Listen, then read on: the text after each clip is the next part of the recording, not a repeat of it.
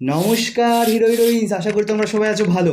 আজকে যে বিষয়ে কথা বলবো সেটা হলো বাঙালির সবচেয়ে বড় উৎসব দুর্গাপূজা।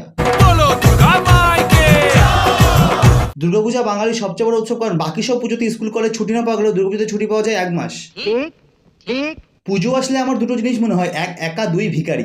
বলেন কি?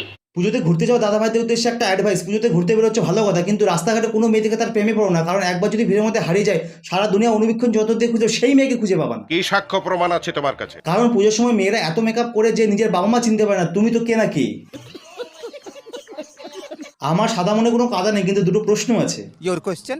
প্রথম প্রশ্ন কিছু কিছু আল্ট্রাম্যাক্স ছাত্রীদের উদ্দেশ্যে: তোমরা দিনের বেলা সানগ্লাস পরছো, পড়া ভালো, সূর্যালো থেকে চোখকে রক্ষা করে। আমি পড়তে পারি না, আমার লজ্জা লাগে, সে ব্যাপারটা আলাদা। কিন্তু তোমরা যে রাত্রেবেলা সানগ্লাস পরে ঠাকুর দেখতে বের হও, তোমরা রাত্রেবেলা কোথায় সূর্য পাও? আর তার চেয়ে বড়, তোমাদের অন্ধকার মনে হয় না? Good question. আমার দ্বিতীয় প্রশ্ন কিছু কিছু প্রেমিক প্রেমিকাদের উদ্দেশ্যে: এই যে তোমরা ম্যাচিং জামা কাপড় পরে কোলবালিশ সেরে ঠাকুর দেখতে বের হও, একটা কথা বলো তো, বালিশের কভারের কালারটা কার পছন্দের? তা আমি কই পারবো না। কেউ যদি তোমরা জেনে থাকো একটু কমেন্ট করে জানাও তো, আমার জানার খুব ইচ্ছে। ঠিক ধরেছ। প্রত্যেক ফ্রেন্ড সার্কেলে কিছু কিছু পাবলিক থাকে, এদেরকে দেখলেই মনে হয় কাঁচা খিস্তি করি। বিষয়টা একটু ব্যাখ্যা করবেন? কিছু কিছু পাবলিক আছে, এদেরকে তুমি যে বলো ভাই পুজোর প্ল্যান কি, তখন ওরা বলবে গরিবের আবার পুজোর প্ল্যান, জাঙ্গিয়া কেনার টাকা নেই। আর এই মালগুলো পুজোর 5 দিন 5 রকমের জামা কাপড় পরে আজকে এখানে, কালকে ওখানে, পরশু দিন ওখানে ঘুরে বেড়াবে। সঠিক বলেছেন। আর কিছু পাবলিক আছে, এরা নিজেরাই বলবে ভাই চল পুজোতে একদিন ঘুরতে যাই। তখন তুমি যদি বলো ঠিক আছে চল, কবে যাবি? তখন ওরা বলবে তুই ঠিক কর কবে যাবি। তাহলে সপ্তমীতে চল, না রে ভাই সেদিন তো আবার ফ্যামিলির সাথে ঘুরতে যাব। তাহলে অষ্টমীতে চল, না রে ভাই সেদিন তো আবার গার্লফ্রেন্ডের সঙ্গে ঘুরতে যাব। তাহলে নবমীতে চল, না রে ভাই সেদিন তো আবার মামা বাড়ির থেকে মামারা আসবে, ওদের সঙ্গে ঘুরতে যাব। তখন তুমি যদি বলো কবে যাবি, তাহলে তুই বল। তখন ওরা নির্লজ্জের মতো বলবে তুই যেদিন বলবি।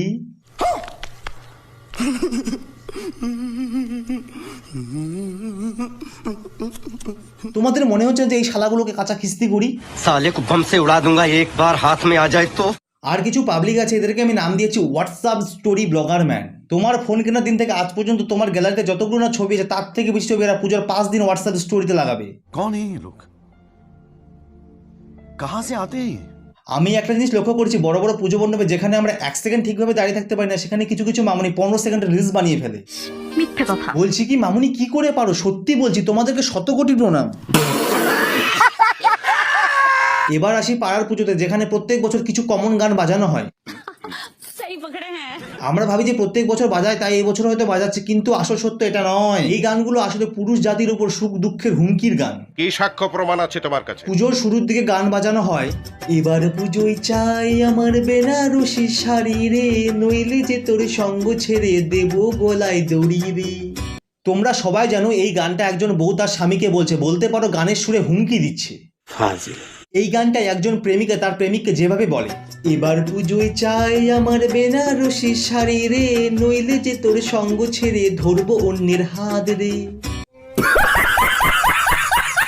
পুজোর সব থেকে স্পেশাল দিন কি? অষ্টমী। নিঃসন্দেহে তুই ঠিক কথা বলেছিস। অষ্টমীর দিনে যেসব প্রেমিক প্রেমিকার একসঙ্গে অঞ্জলি দেয় তাদের উদ্দেশ্যে যে গানটা বাজানো হয়, আজ এই দিনটাকে মনের খাতায় লিখে রাখো, আমায় পড়লে মনে, কাছে দূরে যেখানেই থাকো। ঠিক বলেছো। আর যেসব প্রেমিকরা তার প্রেমিকাকে শাড়ি কিনে দিতে পারেনি বলে তাদের প্রেম বিসর্জন হয়ে গেছে, তাদের উদ্দেশ্যে যে গানটা বাজানো হয়, দুষ্মন্ত রাজা যদি হতাম আমি, শকুন্তলাকে চিনে নিতাম আমি, আংটি থাকুক না থাকুক তার আঙুলে, যেতাম না কখনো যে তাকে ভুলে। এইটাও সম্ভব?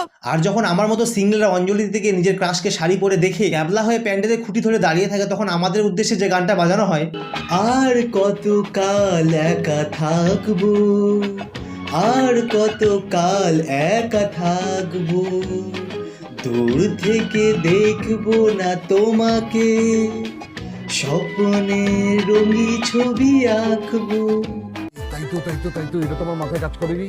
সবশেষে কিছু কথা বলতে চাই, সময়ের সাথে সাথে দুর্গাপূজা কেমন যেন ফ্যাকাশে হয়ে যাচ্ছে। আগে যখন দুর্গাপূজা হতো তখন মনের মধ্যে একটা আলাদা আনন্দ লাগতো, পুজো আসছে, নতুন নতুন জামা কাপড় কিনবো, ভালো মন্দ খেতে পারবো। আমরা তো মিডিল ক্লাস, তাই বছরে একবারই পুজোর সময় নতুন জামা কাপড় কিনতাম। ছোটবেলায় বাবা মা জামা কাপড় কিনে দিত, হয়তো সেগুলো সাইজে বড় হতো, কিন্তু মনের মধ্যে একটা আলাদা আনন্দ কাজ করতো যা কখনো বলে বোঝানো যেত না। এখন নিজে নিজে জামা কাপড় কিনি, হয়তো সেগুলোর চেয়েও দামি, সাইজে ফিট, কিন্তু ছোটবেলায় যে আনন্দটা পেতাম সেই আনন্দটা এখন আর পাই না। পুজোর 7 দিন আগে মহালয় হতো, এখনো হয়, কিন্তু ছোটবেলায় ভোরবেলা উঠে রেডিওতে মহালয় শুনে পুরো পরিবার একসাথে বসে মহালয় দেখতাম। পুজোতে মামার বাড়ি যাওয়া, না যেতে পারলে দিদা আসতো, সাথে কিছু নাড়ু নিয়ে আসতো। বাড়িতে নানা ধরনের নাড়ু তৈরি হলেও দিদার হাতের নাড়ুর টেস্ট আলাদাই ছিল। এগুলো কোথায় যেন একটা হারিয়ে গিয়েছে, শুধু পড়ে আছে মনের কোণে। তোমাদের সবাইকে জানাই শুভ শারদের প্রীতি ও শুভেচ্ছা। ভগবানের কাছে প্রার্থনা করি তোমাদের সেই ছোটবেলার রঙিন দুর্গাপুজোটা যেন ফিরে আসে। আর যারা কাজের ক্ষেত্রে বাইরে আছো তাদের উদ্দেশ্যে একটা কথাই বলবো, এবার পুজোতে বাড়িতে এসে মা বাবার সঙ্গে পুজো কাটো। মা বাবা তো তোমাদের জন্য কত কিছু স্যাক্রিফাইস করেছে, এবার না হয় তোমরা কাজটাকে একটু স্যাক্রিফাইস করে বাড়িতে এসে মা বাবাদের সাথে পুজো কাটাও। পুজোর 5 দিনের মধ্যে যে কোনো একদিন বাবা মাদের সাথে ঘুরতে যাও। হ্যাঁ জানি এখন আমরা বড় হয়ে গেছি, একটু অকওয়ার্ড লাগবে, একবার ঘুরে দেখো, সত্যি বলছি মন থেকে একটা আলাদা আনন্দ লাগবে, যা কোটি কোটি টাকা দিয়েও কিনলে পাবে না।